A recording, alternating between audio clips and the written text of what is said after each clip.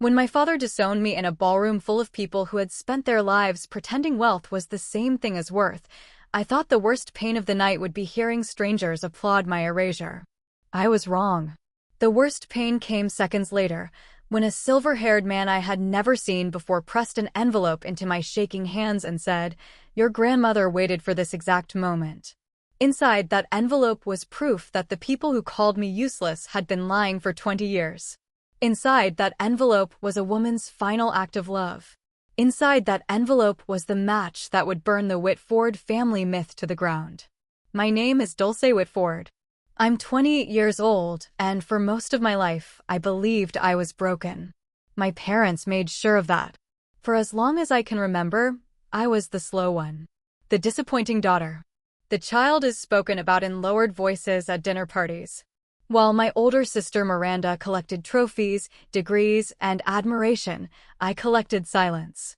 Miranda was brilliant in heels. Harvard-bound. Polished. Elegant. The kind of daughter my parents could display as art. I was the one they explained away. When I was 7, a specialist diagnosed me with dyslexia.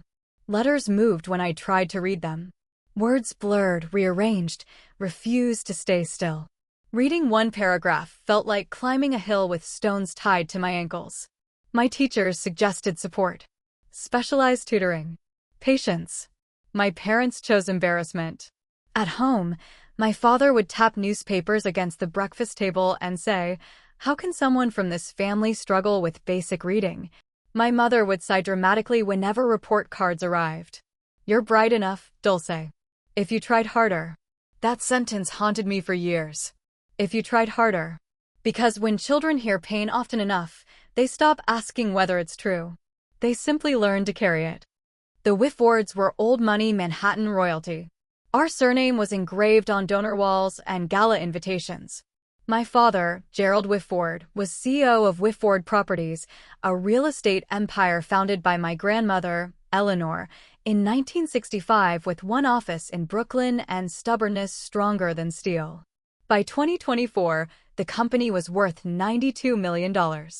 Yet in that mansion of marble floors and inherited pride, kindness was the rarest asset of all.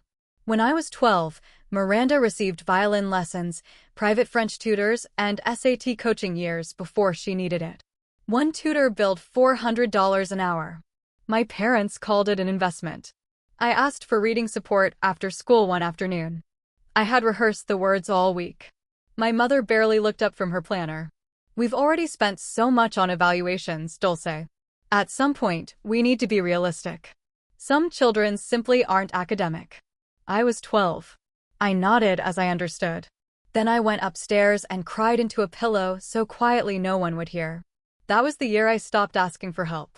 Instead, I built my own world. Audiobooks became companions. I memorized information through color-coded maps, diagrams, and voice notes.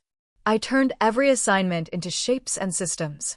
Where others read line by line, I learned to understand whole patterns at once. I thought I was surviving alone. I wasn't. Every Sunday, I took the train to my grandmother Eleanor's apartment on the Upper West Side. Unlike my parents' home, hers felt warm. It smelled like tea and cedarwood. There were books everywhere, though she never made me feel ashamed for struggling with them. She taught differently. If I needed history, she told stories. If I needed math, she used recipes and buildings. If I needed confidence, she gave it freely. One rainy afternoon, she placed her hand over mine and said, "Dooley, people mistake speed for intelligence. You move more slowly because you look deeper. Never apologize for seeing what others miss." I carried that sentence in my chest for years. I just didn't know it would one day save me. Christmas 2018 was the night everything began to change. 20 relatives gathered in my parents' townhouse beneath chandeliers expensive enough to fund my education twice over. The dining table gleamed. Silverware shone. Everyone dressed like they were attending a royal event instead of eating catered lamb. My father stood, glass raised. "I have wonderful news." Miranda smiled before he even spoke. She always knew when applause was coming. "She has been accepted to Harvard Law. Full scholarship." The room erupted. My aunts clapped. My uncles cheered. Someone cried. My father glowed as he had personally invented the achievement.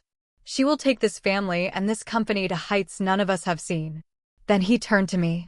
And Dulce. He paused just long enough for people to lean in. Well, Dulce is also here. The laughter was soft. Embarrassed. Cowardly. The laughter of people relieved that they weren't the target. Miranda laughed too. I stared at my plate until the tears retreated. Then I felt fingers slip into mine under the table. Grandma Eleanor. I looked up. Her eyes were fixed on my father with a cold fury I had never seen before. She said nothing. But sometimes silence is a promise. 3 months later, she called me over. I need to show you something, she said. I found her thinner than before, wrapped in a cardigan, sitting by the window where afternoon light touched the silver in her hair. She handed me a small mahogany box with brass hinges. Keep this safe. What's inside? I asked. Something for when the time is right. What time? She smiled sadly. When Gerald shows you who he truly is. I wanted answers. She changed the subject. Asked if I was eating enough. Told me the tulips downstairs were blooming early. A year and a half later, she was gone. Pancreatic cancer. I held her hand in hospice while my family sent flowers and excuses. The box stayed unopened in my closet.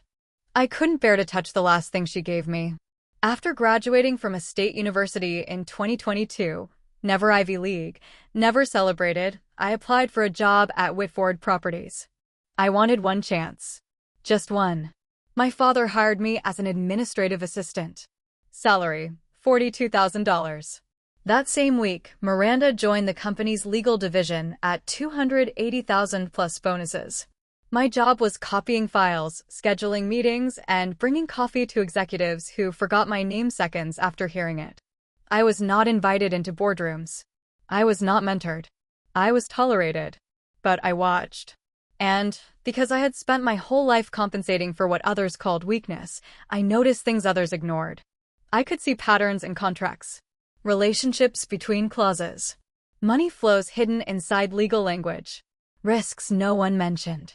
Grandma had once spread old company documents across her kitchen table and said, "Your father reads contracts to win. You read them to understand." That's rarer. I remembered that often. Then came April 2024.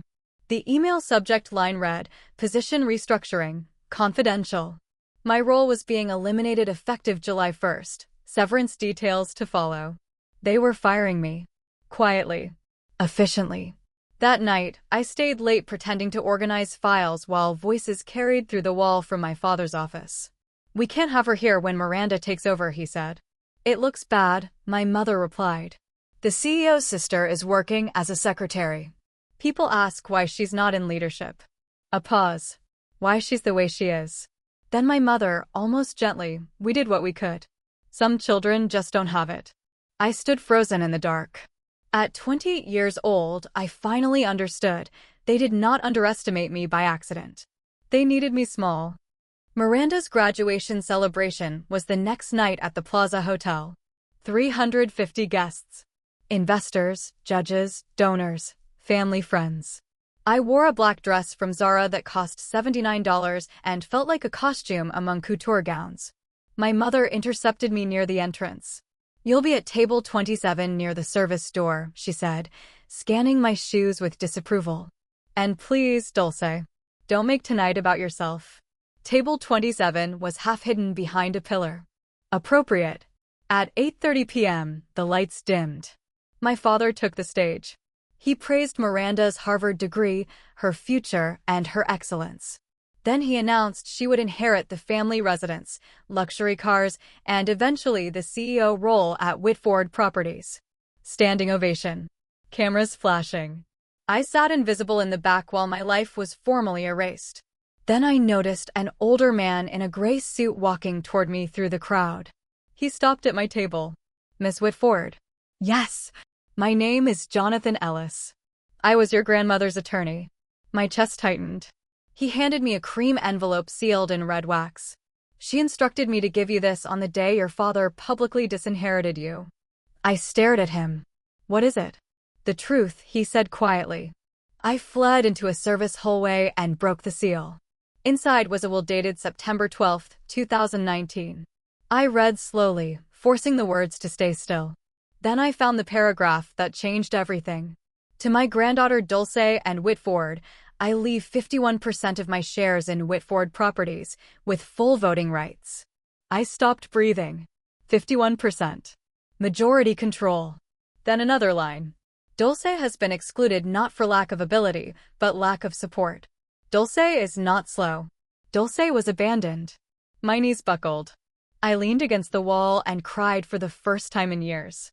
Not because of the money. Because someone had seen me clearly. There was one condition. I had 72 hours to call an emergency board meeting, or the will would revert to an earlier version. Jonathan Ellis found me moments later. She knew you might hesitate, he said. So she gave you a deadline instead. I spent that night staring at the unopened mahogany box on my bed. Then I finally opened it. Inside was a handwritten letter, an original 1965 partnership agreement, and a USB drive. The letter read, "My dearest Dulce, if you are reading this, then Gerald has become exactly the man I feared. The enclosed agreement protects founder voting rights. The USB contains records from 2018 when your father attempted to reduce my control from 51% to 10. He wanted power, not stewardship. Use this not for revenge, but for justice." I plugged in the USB. Board meeting minutes. Audio recordings. Evidence. The next morning, I called Margaret Coleman, one of the oldest board members and Grandma's closest ally. She answered on the second ring. I wondered when you'd call. Within 24 hours, she had secured signatures for an emergency board meeting. May 18th, 10 a.m. Whitford Tower. My father found out the evening before. Miranda called me furious. "What did you do?" "Prepared," I said. She hung up. The next morning, I entered the 42nd floor boardroom in a borrowed blazer and trembling hands. Security tried to stop me. Margaret overruled them. Inside sat 12 board members. My father at the head, Miranda beside him like a crown prince in waiting. When I was given the floor, my father interrupted. "She's emotional. She works in administration. She has dyslexia. She isn't qualified to speak on business matters." Miranda added sweetly, "We've always tried to support her limitations." Something inside me went still. For years, their cruelty hurt because I still wanted their love. That day, I no longer needed it. I placed the will on the table. Silence. Jonathan Ellis confirmed its authenticity. The company counsel verified the legal standing. My father's face drained white. Miranda's confidence cracked. Then I played the 2018 audio of Gerald trying to strip his own mother's voting rights because she was too old to understand modern business. No one in the room defended him. When counsel returned after review, the chairman spoke plainly. As of this moment, Miss Dulce Whitford holds 51% of Whitford Properties. My father looked at me with something I had never seen before. Fear. I was asked if I wanted to remove him immediately as CEO. The room expected blood. Instead, I said, "I propose a vote of confidence." Miranda nearly shouted, "This is revenge." "No," I replied. "This is governance." The vote was held. 4 supported Gerald. 7 voted no confidence. 1 abstained. He had 30 days to resign. He stood slowly, looked at me, and for the first time in my life truly saw me. Then he walked out. Outside the boardroom, he cornered me with my mother. "You destroyed this family," he hissed. I shook my head. "No. I stopped helping you destroy me." My mother cried, saying they were trying to protect me. "You didn't protect me," I said. "You erased me." Then I walked into the elevator and let the doors close between us. I expected triumph. Instead, I felt grief. I had not lost my parents that day. I had lost the hope that they would ever become different people. Sometimes that hurts more. Gerald resigned weeks later. The board appointed interim leadership and offered me a strategic advisory role. I accepted on one condition. We created a division focused on sustainable development and ethical housing expansion. Grandma built things. I wanted to continue that legacy, not merely inherit it. The story leaked to the business press. Manhattan whispered, Invitations to my parents slowed. Investors requested meetings with me instead of them. Reputation, I learned, is expensive to rebuild once truth invoices it. Months passed. My mother asked to meet for coffee. She apologized without excuses for the first time in her life. I did not forgive her instantly. Forgiveness is not a light switch. But I agreed to honesty. That was a beginning. Miranda called later that summer. She had started therapy. She admitted that being the golden child was another kind of prison. I knew they were wrong about you, she said quietly. I just liked that they were right about me. It was the most honest thing she had ever said. We began again carefully, not as perfect sisters, but as two wounded daughters learning truth late. By November, I moved into a one-bedroom apartment in Brooklyn Heights with a view of the bridge Grandma once crossed on her way to that first office in 1965. On the wall, I hung her portrait from the boardroom. Some evenings, sunlight touched the frame just right, and it looked as if she were smiling. I was no longer the invisible daughter. No longer the family embarrassment. No longer the child begging to be measured fairly by people who had already decided the result. I had learned something more valuable than wealth. Worth does not come from parents who withheld love. It does not come from degrees, titles, applause, or inheritance. Worth begins the moment you stop asking cruel people to define you. My dyslexia never made me lesser. It made me patient, observant, creative, and resilient. The very traits they mocked became the traits that saved me. Grandma did not leave me in control of a company because I was better than Miranda. She left it to me because she believed power should belong to someone who knew what it felt like to have none. That is a responsibility, not a reward. And if you've ever been the overlooked one, the underestimated one, the child who grew up carrying labels you did not choose, hear me clearly. You do not need a secret inheritance. You do not need public revenge. You do not need the people who hurt you to finally clap. You need boundaries. You need truth. You need the courage to see yourself clearly, even when they never did. My family spent 28 years trying to convince me I was small. One woman spent those same years quietly teaching me I wasn't. In the end, her voice won.